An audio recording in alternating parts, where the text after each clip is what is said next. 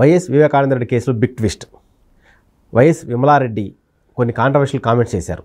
ఆ కామెంట్స్తో ఇప్పుడు ఆవిడని సిబిఐ విచారించాలని డిమాండ్ సోషల్ మీడియాలో రోజు రోజుకి పెరుగుతుంది. సో ఇంతకీ ఆవిడిచ్చిన ట్విస్ట్ ఏంటి, ఆవిడని సిబిఐ ఎందుకు విచారించాలి, ఇదే అంశంపై మనతో మాట్లాడేందుకు సీనియర్ జర్నలిస్ట్ సిఎస్ రావు గారు ఉన్నారు. ఆయన అడిగి మళ్ళీ తెలుసుకుందాం. సార్ నమస్కారం. సార్ నమస్తే రవి. సార్, వైఎస్ విమలారెడ్డిని సిబిఐ ఎంక్వైరీ చేయాలని అనే డిమాండ్ సోషల్ మీడియాలో రోజు రోజుకి పెరుగుతుంది. సో ఎందుకు సడన్గా ఆవిడ ఈ హత్య కేసులో ఆవిడ పేరు ఎందుకు తెరపైకి వచ్చింది, సడన్గా ఈ హత్య కేసుకి ఆవిడకి ఏంటి సంబంధం? ఇప్పుడు ఒక్కోసారి ఏంటంటే తెలియకుండానే నిజాలు బయటకు వచ్చేస్తుంటాయి. కొన్ని అబద్ధాలు చెప్తే ఏదో ఒక రోజు అబద్ధం అని చెప్పి బయటపడుతుంది. ఎందుకంటే వాటిని గుర్తుపెట్టుకోలేము అబద్ధాలని. కాబట్టి ఏదో ఒక రోజు నిజమైతే నిజంగానే ఉంటుంది, అబద్ధాలు అయితే ఏదో రోజు బయటపడతాయి. ఇది కాలం చెప్పేటువంటి ఒక ప్రవాహం. అయితే ఇక్కడ విమలారెడ్డి తాజాగా ఏం చెప్తున్నారు, ఆవిడ ఈ మధ్య బైబిల్ పట్టుకుని ప్రచారానికి వెళ్తున్నారు కదా. ఈ గొడ్డలపోటుకు సంబంధించి వివేకానంద రెడ్డి మర్డర్కి సంబంధించి ఖచ్చితంగా మాట్లాడాల్సిన పరిస్థితి ఏర్పడింది వాళ్ళ రాజకీయాల్లో, ఆంధ్రప్రదేశ్ రాజకీయాల్లో.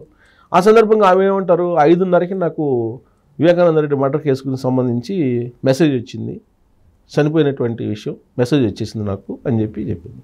6 గంటలకి నాకు ఫోన్ కూడా వచ్చిందని చెప్పారు. ఇక్కడ కరెక్ట్గా ట్విస్ట్ ఈ టైమింగ్ మీదనే కాన్సన్ట్రేషన్ చేసింది సోషల్ మీడియా. అసలు సునీతకి ఫోన్ చేసి వివేకానంద రెడ్డి చనిపోయాడని చెప్పి ఫోన్ వచ్చిందే 6:10కి. ఈవికి 5:30కి మెసేజ్ ఎలా వచ్చింది? 6 గంటలకి సునీత కన్నా ముందు విమలారెడ్డికి ఫోన్ చేసి ఎవరు చెప్పారు వివేకానంద రెడ్డి చనిపోయాడని, మర్డర్ చేశారని అనేది పెద్ద ట్విస్ట్. ఇది అంటే సునీత కన్నా ముందే విమలారెడ్డికి తెలిసిపోయింది అని అంటే దీని వెనక ఏదో ఉంది అనేటువంటి అనుమానం ఇప్పుడు రేకెత్తిస్తుంది సోషల్ మీడియా. కాబట్టి ఆమెను సిబిఐ ఎంక్వైరీ చేయాలి, విమలారెడ్డిని సిబిఐ ఎంక్వైరీ చేయాలి, దీని వెనక మొత్తం అసలు ఏం జరిగింది అనేది ఇప్పుడు నెట్జన్లు కోరుతున్నటువంటి పరిస్థితి. ఇది రేపు మాపు ఎవరో ఒకరు ఖచ్చితంగా దీని మీద ఒక పిల్లి వేయటం, లేదంటే సిబిఐకి ఒక లెటర్ రాయటం, ఏదో ఒకటి చేస్తారు. ఎందుకంటే ఆమె చేసినటువంటి కామెంట్స్ ఏంటి, 5:30కి మెసేజ్ వచ్చింది వివేకానంద రెడ్డి చనిపోయినట్టు అని చెప్పి చెప్తున్నారు, 6 గంటలకు ఫోన్ వచ్చిందని చెప్తున్నారు. ఎలా వస్తుంది, అసలు ఎవరు చేశారు మెసేజ్ 5:30కి ఎర్లీ మార్నింగ్? అసలు గొడ్డలపోటు అని చెప్పిందేమో జగన్మోహన్ రెడ్డి. ఫస్ట్ అసలు ఎక్కడెక్కడ పొడిచారు, గొడ్డలతోటి ఎక్కడెక్కడ నరికారు అనేది కళ్ళకు కట్టినట్టు ఆయన చెప్పాడు. ఆయన వాయిస్ కూడా ఉంది కదా మొత్తం. అసలు అది మడ్రా లేకపోతే గుండెపోటు అని తెలుసుకునేందుకే జనాలు చల్లారిపోయింది. కానీ వీళ్ళు మాత్రం ముందే గొడ్డలపోటు అని చెప్పి తేల్చేశారు. ముందు గుండెపోటు అన్నారు ఫస్ట్.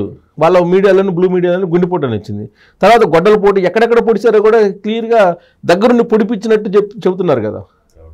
సో కాబట్టి ఇది మళ్ళీ ఒక ట్విస్ట్. దీని వివేకానంద రెడ్డి మర్డర్ కేసులో ఒక పెద్ద ట్విస్ట్ అనుకోవాలి విమలారెడ్డిది. ఎందుకు ఇప్పుడు అందరూ ఆ గురించి మాట్లాడుకుంటున్నారంటే, ఎన్నికల కమిషన్ ఈ మధ్య ఏం చెప్పింది, అసలు ఎవరు కూడా మతపరమైనటువంటి, కులపరమైనటువంటి, ప్రాంతాల పరమైనటువంటి ప్రచారం ఎన్నికల్లో చేయడానికి లేదు అని చెప్పి చాలా క్లియర్ కట్ ఇన్స్ట్రక్షన్స్ ఇచ్చింది. కానీ ఈవిడ ఏం చేస్తున్నారు, జగన్మోహన్ రెడ్డి మేనత్త జగన్మోహన్ రెడ్డికి అనుకూలంగా ఒక బైబిల్ పట్టుకొని చర్చలకు వెళ్ళేసి ఆ పాస్టర్స్ తోటి అక్కడికి వచ్చినటువంటి ప్రార్థన చేసుకోవడానికి వచ్చిన సామాన్యులకి జగన్మోహన్ రెడ్డికి మద్దతుగా ప్రచారం చేస్తూ ఉన్నారు ఆవిడ. అదొక కేసు ఆమె మీద ఆల్రెడీ ఉంది, పెట్టారు ఈ మధ్యకాలంలో తెలుగుదేశం వాళ్ళు, జనసేన వాళ్ళు, లేదంటే రఘురామకృష్ణరాజు పెట్టినట్టున్నారు. బైబిల్ పట్టుకుని వెళ్ళి ప్రచారం చేస్తున్నారు అని ఆల్రెడీ కేసు ఫైల్ చేయాలి ఆవిడ మీద, ఎన్నికల కమిషన్కి విరుద్ధంగా ప్రచారం చేస్తున్నారు అని చెప్పి ఒక కంప్లైంట్ ఎలక్షన్ కమిషన్కి వెళ్ళింది. ఇది ఇలా ఉండగా ఇప్పుడు ఈ మర్డర్ కేసుకు సంబంధించిన వ్యవహారం బయటకు వచ్చింది. ఈ మధ్య రాయలసీమలో పర్యటిస్తున్నారు. రాయలసీమలో ఉండేటువంటి చర్చలకు వెళ్ళి ఈవిడ ప్రచారం చేస్తూ జగన్మోహన్ రెడ్డికి అనుకూలంగా మాట్లాడుతూ, జగన్మోహన్ రెడ్డికి ఈ వివేకానంద రెడ్డి మర్డర్కి ఎలాంటి సంబంధం లేదు, కావాలని కుట్రబన్ని జగన్మోహన్ రెడ్డి మీద, భారతిరెడ్డి మీద, అవినాష్ మీద తోస్తున్నారు, ఎలాంటి సంబంధం లేదు, అసలు నాకు 5:30కే మెసేజ్ వచ్చింది, 6 గంటలకు ఫోన్ వచ్చింది అని చెప్పి ఆవిడేదో మాటల ఫ్లోలో చెప్పారు. కరెక్ట్గా ఆ పాయింట్ని పట్టుకున్నారు సోషల్ మీడియా వాళ్ళు. సోషల్ మీడియాలో ట్రోల్ చేస్తూ సునీతకి ఫోన్ చేసి వాళ్ళ కూతురికి సునీతారెడ్డికి ఫోన్ చేసింది 6:10కి. ఈవిడికి 5:30కి మెసేజ్ ఎవరు చేశారు, 6 గంటలకు ఫోన్ ఎవరు చేశారు, ఎందుకు చేయాల్సి వచ్చింది, ఎవరు చేయాలి, అసలు విమలారెడ్డికి ఎందుకు చేయాలి, ఎవరు చేశారు, ఇది కావాలని చెప్పి ఇప్పుడు సోషల్ మీడియాలో ప్రశ్నల వర్షంతో పోస్టులు పెడుతున్నటువంటి పరిస్థితి. దీనికి మళ్ళా బలం చేకూరేలా అడిషనల్గా ఇంకొక అంశాన్ని కూడా గుర్తు చేస్తున్నారు సోషల్ మీడియా. ఇవాళ సోషల్ మీడియా చాలా బలంగా ఉంది కదా, మామూలు మీడియా. సో రకరకాల ఎప్పుడెప్పుడే గుర్తొస్తాయి కదా. సో గుర్తొచ్చినటువంటి అంశాలు ఏంటంటే, అసలు వంగవీటి రంగాన్ని చంపారు కదా, వంగవీటి రంగాన్ని చంపినప్పుడు విజయవాడలో అన్ని థియేటర్లు తగలబెట్టారు, చాలా చోట్ల విధ్వంసం సృష్టించారు, చాలా చోట్ల తగలబెట్టేశారు. కానీ రాజ్ యువరాజ్ థియేటర్ని ఎందుకు తగలబెట్టలేదు అంటే, వంగవీటి రంగా హత్య వెనక కూడా ఏదో ఉంది. విమలారెడ్డికి సంబంధించిన రాజ్ యువరాజ్ థియేటర్లో అవును వాళ్ళదని చెప్తారు. సో వాళ్ళ వైఎస్ సంబంధించిన ఫ్యామిలీ అని చెప్తారు. విజయవాడలో ఉన్న విమలారెడ్డికి సంబంధించిన విమలారెడ్డికి ఇచ్చారని చెప్తుంటారు. సో ఈయనకు సంబంధించిన రాజ్ యువరాజ్ థియేటర్లు ఆ రోజున అన్ని థియేటర్లు తగలబెట్టినటువంటి రంగా అభిమానులు, లేదంటే రంగాకు సంబంధించినటువంటి వాళ్ళు రాజ్ యువరాజ్ థియేటర్లు ఎందుకు తగలబెట్టలేదు, దీని వెనక కూడా ఏదో ఒక కాన్స్పిరసీ ఉంది, కాబట్టి దీని మీద కూడా విచారించాలి అని చెప్పి అటు వివేకానంద రెడ్డి మర్డర్ కేసుని, ఇటు వంగవీటి రంగా మర్డర్ కేసు రెండింటినీ జోడించి మొత్తం అసలు సిబిఐ ఎంక్వైరీ విమలారెడ్డిని చేయాలి. ఫస్ట్ విమలారెడ్డిని కనుక చేస్తే మొత్తం వివేకానంద రెడ్డి మర్డర్ కేసు నుంచి వంగవీటి రంగాది మొత్తం కూడా తేలిపోతుంది. ఇప్పటివరకు ఉన్నటువంటి ట్విస్టులన్నీ కూడా బయటకు వచ్చేస్తాయి. ఇప్పటికే వివేకానంద రెడ్డి మర్డర్ కేసు రకరకాల మలుపులు తిరిగింది. అనేక మందిని విచారించారు, దస్తగిరి వాంగ్మూలం ఇచ్చారు, దస్తగిరి అప్రూవర్గా మారి అసలు ఎవరు చంపారు అని చెప్పి ఆయన చెప్తున్నాడు. ఇప్పుడు దస్తగిరి జగన్మోహన్ రెడ్డి మీద పోటీ చేస్తున్నాడు పులివెందుల్లో, అదే క్యాంపెయిన్ చేస్తున్నాడు. వివేకానంద రెడ్డి మర్డర్ కేసు ఒక్కటే ప్రధాన ఎజెండాగా అతను క్యాంపెయిన్ చేస్తున్నాడు. ఇప్పుడు రేపు విపక్షాలు కూడా అదే క్యాంపెయిన్ చేస్తుంది. రాబోయేటువంటి రోజుల్లో కేవలం గొడ్డల చుట్టూనే మొత్తం రాజకీయ ప్రచారం జరుగుతుంది, కడప వేదికగా చేసుకున్న ప్రధానంగా.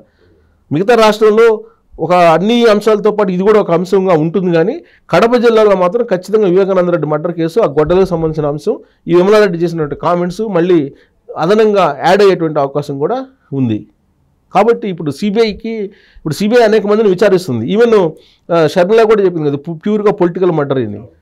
సో డాక్టర్ పేర్లు చెప్పలేక పాపం చెప్పారు, పొలిటికల్ మర్డర్ అని చెప్తున్నారు. డాక్టర్ సునీతారెడ్డి ఆల్రెడీ నేను మా నాన్న ఎవరు చంపారో ముందు వాళ్ళని కనుక్కొని శిక్షించండి అని చెప్పి న్యాయస్థానాలను కోరుతుంది సునీతారెడ్డి. ఆమె కూడా సిబిఐ ఏం చెప్తుంది, అవినాష్ రెడ్డి వాళ్ళ నాన్న ఇంకా ఎవరు పేర్లు చెప్తుంది. సో దస్తగిరి కూడా అప్రూవర్గా మారి ఆయన ఏం చెప్తున్నాడు, అవినాష్ రెడ్డి, శివశంకర్ రెడ్డి, గంగిరెడ్డి, లేకపోతే ఈయన అవినాష్ రెడ్డి వాళ్ళ ఫాదర్ పేరు, ఇవన్నీ చెప్తున్నారు. ఇలాంటి పరిస్థితుల్లో అసలు దాని చుట్టూనే తిరుగుతుంది మొత్తం వ్యవహారం. ఈ బ్లూ మీడియానేమో అసలు మొత్తం తెలుగుదేశం పార్టీ వాళ్ళ చుట్టూ వాళ్ళు తిప్పేటువంటి ప్రయత్నం వాళ్ళు చేస్తున్నారు. ఇలాంటి సిచ్యువేషన్లో ఇప్పుడు విమలారెడ్డి జగన్మోహన్ రెడ్డి మేనత్త జారినటువంటి కొన్ని మాటల్ని ఇప్పుడు సోషల్ మీడియాలో పాయింట్అవుట్ చేస్తూ సిబిఐ చేత విచారణ చేయించాలి ఏమని అని చెప్పి డిమాండ్ చేస్తున్నారు.